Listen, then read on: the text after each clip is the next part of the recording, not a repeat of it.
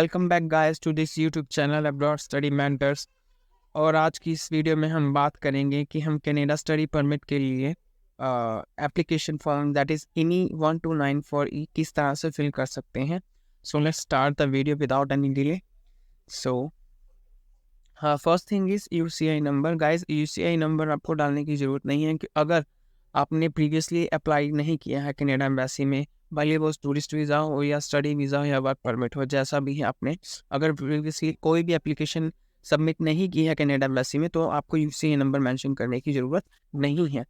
सो UCI number आपके पास तभी available होता है अगर आपने प्रीवियसली अप्लाई किया हो कनाडा एम्बेसी में, भले वो किसी भी तरह की एप्लीकेशन हो। ओके गाइस, तो यहाँ अगर आप एक फ्रेश एप्लीकेशन मेड कर रहे हैं स्टडी परमिट के लिए, आपने प्रीवियसली कोई भी एप्लीकेशन सबमिट नहीं की कनाडा एम्बेसी में, तो आप UCI नंबर यहाँ नहीं डालेंगे, कोई ज़रूरत नहीं है उसकी। So next, about service in English select करेंगे। अगर आप फ्रेंच में करना चाहें तो आप फ्रेंच में कर सकते हैं, अगर आप कम्युनिकेट कर सकते हैं फ्रेंच में। Okay guys, so next full name है। फुल नेम आपको अपना family name and given name according to your passport mention करना होगा। मैं एग्जांपल के लिए ले रहा हूँ कमलदीप सिंह।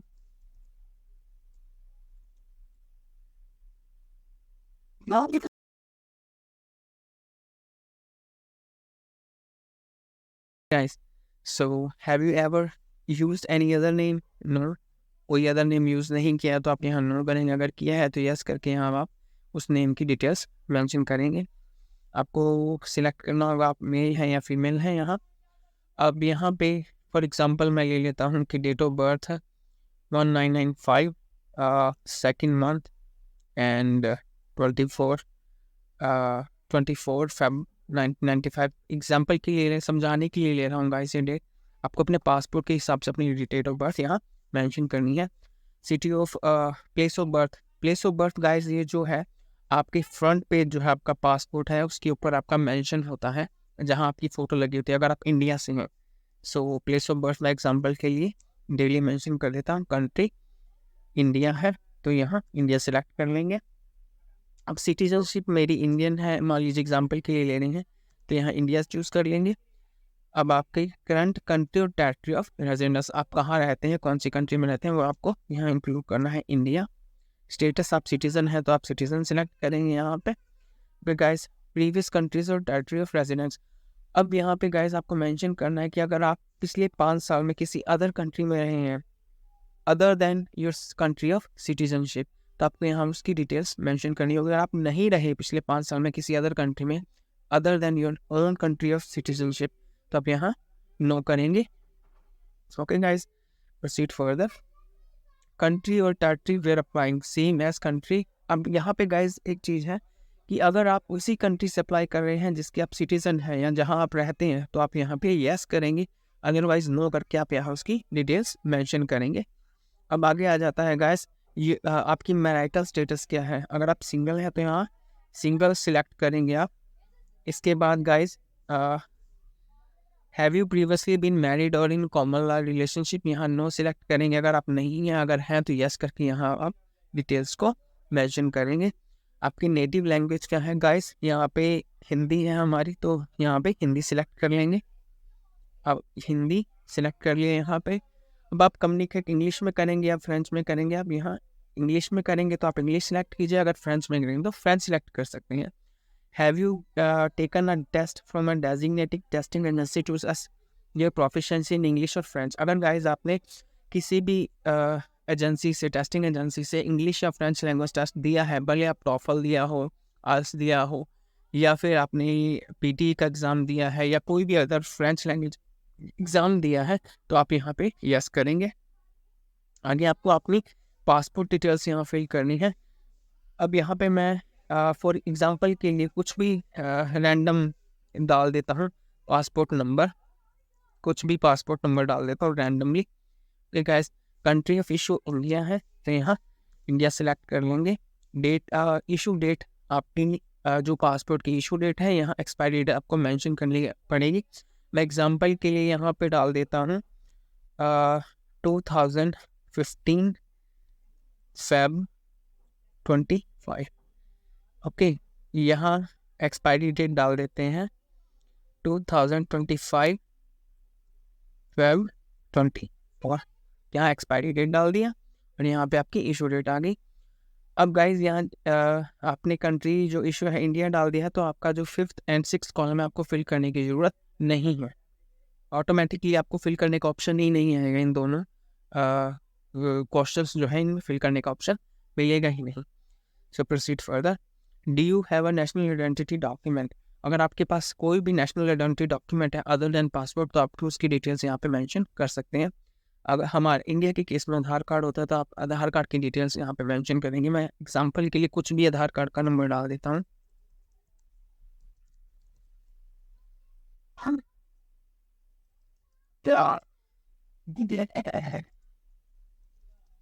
ओके गाइस, और यहाँ कंट्री ऑफ इशू इंडिया कर देता हूँ। ओके, अब आधार कार्ड के केस में आपके पास इशू और एक्सपायरी डेट नहीं होती तो आप इसे ब्लैंक छोड़ सकते हैं। अगर आपके पास कोई और नेशनल आइडेंटिटी डॉक्यूमेंट है जिसके अंदर आपका इशू डेट और एक्सपायरी डेट मेंशन है, तो आप उसकी डिटेल्स यहाँ मेंशन कर सकते हैं। आप अदरवाइज आप इन दोनों कॉलम्स को ब्लैंक छोड़ सकते हैं अगर आपके नेशनल आइडेंटिटी डॉक्यूमेंट के अंदर issue date and expiry date नहीं है। आगे बढ़ते हैं guys. Are you a lawful permanent resident of the United State? यहाँ नो कर देते हैं। अब आगे आ जाती है बात हमारे कॉन्टैक्ट इन्फॉर्मेशन की। करंट मेलिंग एड्रेस, ये जो एड्रेस आप फिल करेंगे अकॉर्डिंग टू ये पासपोर्ट करना है, जो पासपोर्ट पे आपका एड्रेस मेंशन है वो आपको इसमें मेंशन करना है। मैं एग्जांपल के लिए डाल देता हूँ नियर राजौरी दिल्ली। ओके, यहाँ डाल देते हैं सिटी दिल्ली और country of issue India and postal code कुछ भी मेंशन कर देते हैं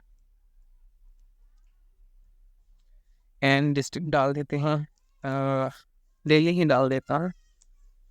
अब रेजिडेंशियल एड्रेस, ऐसे अगर आपका रेजिडेंशियल एड्रेस इस एड्रेस से सेम है मेलिंग एज सेम है एज योर मेलिंग एड्रेस, तो आप यहाँ यस करेंगे, अदरवाइज आप नो करके उसकी डिटेल्स यहाँ पे फिल करेंगे। Okay, let's proceed further.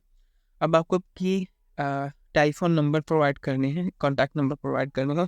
सबसे पहले आप अदर पे सिलेक्ट करेंगे, इसके बाद टाइप में आएगा सेलुलर, यहाँ पे आएगा कंट्री कोड 091। अब यहाँ पे गाइस आपको एक मोबाइल नंबर प्रोवाइड करना होगा, कुछ भी मैं एग्जांपल के लिए यहाँ कुछ भी मोबाइल नंबर डाल रहा हूँ, आप कुछ भी डाल देंगे। ओके, जो आपका मोबाइल नंबर आप डालना चाहिए वो यहाँ पे डाल देंगे। ओके गाइस, अब आपका अल्टरनेट टेलीफोन नंबर आपको प्रोवाइड करना पड़ेगा, उसी तरह आप सिलेक्ट करेंगे अदर पे। ओके, अब टाइप आ गया cellular and country code is 091 and again यहाँ कुछ भी नंबर डाल कुछ भी नहीं, आपका जो भी मोबाइल नंबर आप अल्टरनेट प्रोवाइड करना चाहते हैं एम्बेसी में वो डाल सकते हैं, यहाँ मेंशन कर दीजिएगा गाइस। ओके, इसके बाद फैक्स नंबर, अगर आपके पास फैक्स नंबर है तो आप यहाँ ये डिटेल्स फिल कर सकते हैं, अदरवाइज इसे ब्लैंक छोड़ सकते हैं। इसके बाद आप ईमेल एड्रेस डालेंगे गाइस, यहाँ पे आपको ईमेल एड्रेस मेंशन करना है। मैं एग्जांपल के लिए यूज़ कर रहा हूँ ईमेल एड्रेस, आपको वो ईमेल एड्रेस यहाँ पे यूज़ करना है जो प्रॉपर्ली रनिंग हो और आपको बिलोंग करता है। ओके, यहाँ डाल देंगे गाइस। एक चीज़ का ध्यान रखिएगा खास, ये जो नंबर आप यहाँ मेंशन करेंगे और ये जो ईमेल आईडी यहाँ मेंशन करेंगे प्रॉपर्ली वर्किंग होना चाहिए, क्योंकि फ्यूचर में जो भी आपका कम्युनिकेशन होगा एम्बेसी से या हाई कमीशन से कनाडा का, वो इस ईमेल के थ्रू और इन नंबर्स के थ्रू होगा। सो बी श्योर कि ये प्रॉपर्ली वर्किंग है। अब गाइज हम मेंशन करेंगे details of intended study in Canada, कि आप कनाडा में कहाँ जाएंगे, कौन से कॉलेज में जाएंगे, क्या कोर्स आपका, उसकी रिलेटेड आपको स्टडी ये डिटेल्स फिल करनी है। ये सारी डिटेल्स गाइज आपको आपके LOA में मिल जाएंगी, जो आपको आपके कनाडा के कॉलेज से मिलेगा जब आप एडमिशन लेंगे, जहाँ पे वो कॉलेज आपको LOA प्रोवाइड करेगा जब आप फ़ी पे कर देंगे। So let's fill the details. मैं एग्जाम्पल के लिए ले लेता हूँ northern college, northern college. Okay guys, level of study आपका डिप्लोमा है तो डिप्लोमा सेलेक्ट कीजिए, एडवांस डिप्लोमा है तो एडवांस डिप्लोमा सेलेक्ट कीजिए, डिग्री है तो आप डिग्री सेलेक्ट कर सकते हैं। My field of study will भी, आपका कोर्स किस फील्ड से रिलेटेड है वो आपको सिलेक्ट करना है। मान लीजिए मेरा कोर्स बिजनेस से रिलेटेड है तो मैं यहाँ बिजनेस सेलेक्ट कर लेता हूँ। ओके, अब प्रोविंस मैं सिलेक्ट कर लेता हूँ, एग्जाम्पल के लिए ब्रिटिश कोलम्बिया, और सिटी चूज़ कर लेता वैंकूवर। ओके, या गाइस जो भी आप डिटेल्स फिल करेंगे ये आपको ऑलरेडी प्रोवाइडेड होंगे आपके एलओए पे। मैं एग्जांपल के लिए आपको समझाने के लिए ये डिटेल्स फिल कर रहा हूँ। ओके, सो यहाँ पे हम एड्रेस मेंशन कर देंगे। कुछ भी एग्जांपल के लिए मैं यहाँ ये एड्रेस फिल कर दिया है यहाँ पे। ओके, अब यहाँ पे आपको डीएलआई नंबर आपका मेंशन करना होगा। कुछ भी मान लीजिए डीएलआई नंबर, मैं एग्जांपल के लिए यहाँ कुछ भी डाल देता, ठीक है, लेकिन आपको वही डीएलआई नंबर डालना है जो आपके एलओए में आपको प्रोवाइडेड है। ओके, यहाँ आपकी स्टूडेंट आईडी आएगी, ये स्टूडेंट आईडी भी आपके एलओए पे मेंशन होगी, वो आप डाल देंगे वहाँ पे। ओके गाइस, मैं यहाँ एग्जांपल के लिए ये आईडी मेंशन कर रहा हूँ। ओके, अब आपकी ड्यूरेशन ऑफ एक्सपेक्टेड स्टडी आएगी, ये भी आपको आपके एलओए पे मेंशन होगा कि आपकी स्टडी कब से कब तक है। मैं यहाँ एग्जांपल के लिए डाल देता हूँ 2023, 2023 कर देता हूँ 11 एंड 9, एंड यहाँ मैं एग्जांपल के लिए डाल देता हूँ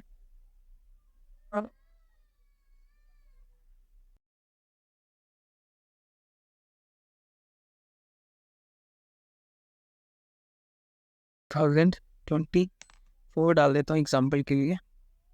अब यहाँ पे कर देते हैं 2025 11/08।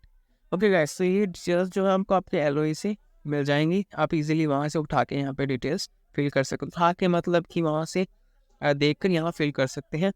अब आएगा at the cost of my studies will be, यहाँ पे ट्यूशन में आप अपनी 1 ईयर ट्यूशन फ़ी मेंशन करेंगे। ये ट्यूशन फ़ी वो होगी जो आपके एलओए पे मेंशन है आपकी 1 ईयर ट्यूशन फ़ी। मैं एग्जांपल के लिए लेता हूँ कि मेरी 19,000 ट्यूशन फ़ी मेंशन है।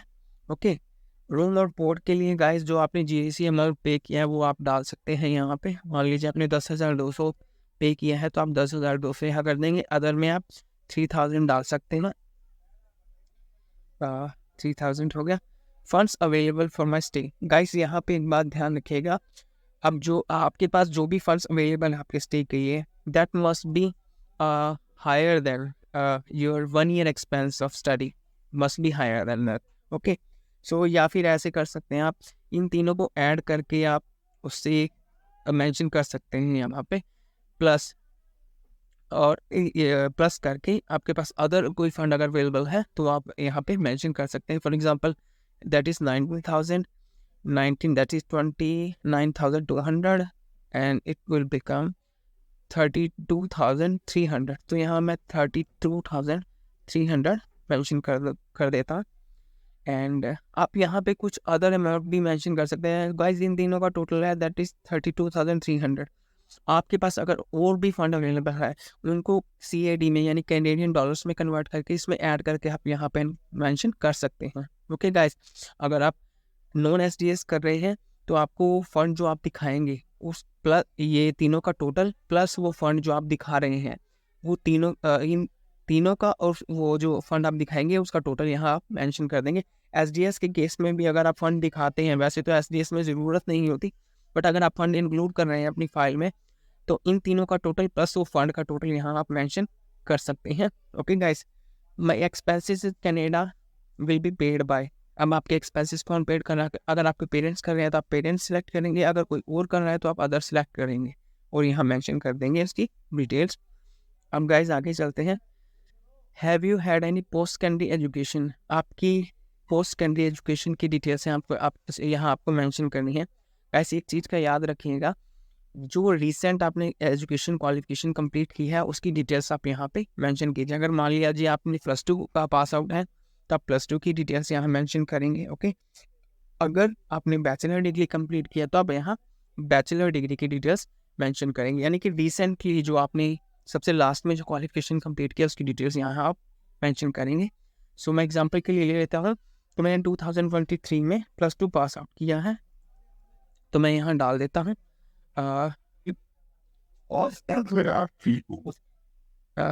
2000 जुलाई जून से करने के हैं 2023 एंड here में field of study and level of study. अब मैंने मान लीजिए +2 पास आउट किया तो मैं मेंशन कर दूंगा सीनियर सेकेंडरी एंड कॉमर्स। मान लीजिए मैंने कॉमर्स सब्जेक्ट स्टडी किया तो मैं यहाँ कॉमर्स मेंशन कर दूँ। अगर आपने नॉन मेडिकल सब्जेक्ट की स्टडी किए हैं तो आप नॉन मेडिकल मेंशन करेंगे। आपने मेडिकल सब्जेक्ट स्टडी किया तो आप मेडिकल करेंगे। अगर आपने आर्ट्स सब्जेक्ट स्टडी किए तो आप आर्ट्स यहाँ मेंशन कर देंगे। आपके स्कूल का नाम क्या है, मैं रेफरेंस के लिए ले लेता हूँ XX senior secondary school mention कर देता हूँ। ओके, सिटी में मेंशन कर देता हूँ दिल्ली को फॉर एग्जांपल के लिए, कंट्री इंडिया है। ओके गाइस, अब आगे आ जाते हैं एम्प्लॉयमेंट डिटेल्स पे। गाइस अगर आप एम्प्लॉयड थे तो आप यहाँ पे एम्प्लॉयमेंट डिटेल्स मेंशन करेंगे। अगर आपने रिसेंटली, मान लीजिए अब इसमें इस केस में हमने रिसेंटली +2 पास किया है तो उसके बाद आप यहाँ पे मेंशन करेंगे।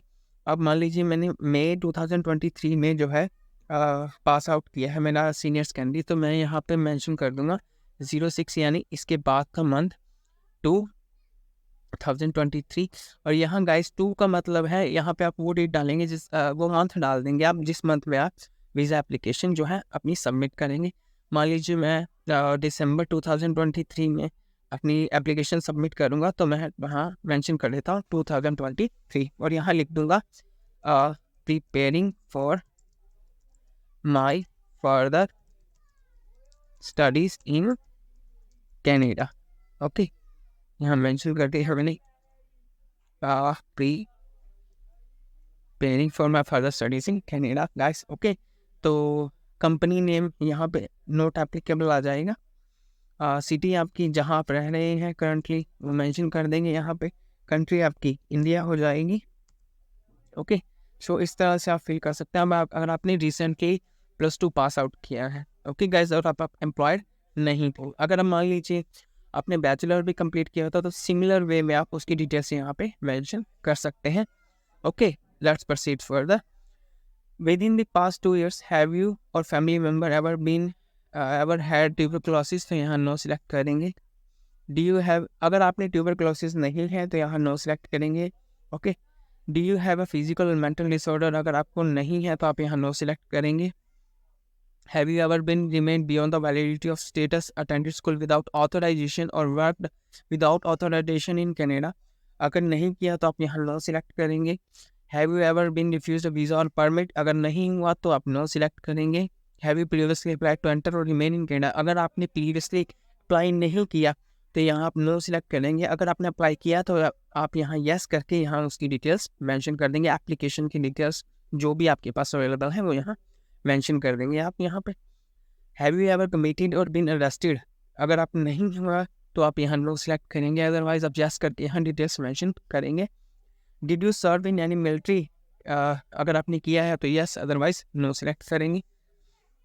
आर यू और you have been a member और एसोसिएटेड विद पॉलिटिकल पार्टी? अगर आप किसी पॉलिटिकल पार्टी से एसोसिएट हैं तो आप यस करेंगे, अदरवाइज नो करेंगे। Have you ever witnessed or participated in the ill treatment of prisoners? अगर आपने किया, बेसिकली गाइस इन क्वेश्चंस का आंसर नो में ही देना चाहिए, क्योंकि अगर आप इसे यस करते हैं it will be a negative point two your visa application. Okay, so let's proceed further. अब आप यहाँ कंसेंट करेंगे CIC को कि वो CIC आपको कॉन्टैक्ट कर सकता है for any further information regarding your application और प्रोसेस। ओके, तो यहाँ आप यस करेंगे और यहाँ अपना नाम मेंशन कर देंगे। ओके, एंड यहाँ अपना डेट डाल देंगे जिस डेट को आप एप्लीकेशन सबमिट करेंगे। फॉर एग्जांपल मैं डाल देता हूँ 29 12/29। गाइज यहाँ आप डेट डाल देंगे जिस दिन आप एप्लीकेशन सबमिट करेंगे। अब गाइज इसके बाद जब आप पूरा एप्लीकेशन फॉर्म जो है अपना फिल कर लेंगे, सारी की सारी डिटेल्स एग्जैक्टली जो आपने डाली है वो डाल लेंगे, पूरा फॉर्म फिल कर लेंगे। उसके बाद इस फॉर्म को आपको वैलिडेट करना है। विदाउट वैलिडेट आप इस फॉर्म को अगर मान लीजिए एम्बेसी में अपनी एप्लीकेशन के साथ सबमिट करेंगे तो आपका वो एक्सेप्टेबल ही नहीं है, वो आपकी वीज़ा एप्लीकेशन रिफ्यूज़ हो जाएगी। So always remember before submitting this form to the embassy, validate it. Okay, यहाँ क्लिक करेंगे ये वैलिडेट हो जाएगा। अगर गाइस आपने कोई गलती की है एप्लीकेशन फॉर्म भरने में, ये वैलिडेट होगा ही नहीं। Okay guys, so always keep in your mind that आपको वैलिडेट करना है फॉर्म, पूरा कंप्लीट करके इसे वैलिडेट कीजिए। After that you can upload this form to your visa application. Okay guys, एक चीज़ और भी है गाइस कि जब ये वीज़ा एप्लीकेशन कैसे पता लगेगा कि आपको ये वैलिडेट हो चुका है, यहाँ पे गाइस यहाँ पे यस शो करेगा कि ये वैलिडेटेड है। ओके गाइस, यहाँ पे यस शो करने लग जाएगा। So this is how you can fill your visa application form for Canada study permit made outside of Canada. Thank you very much guys. If you like the video, please hit the like button and do subscribe the channel to help me for growing my YouTube channel. Thank you very much.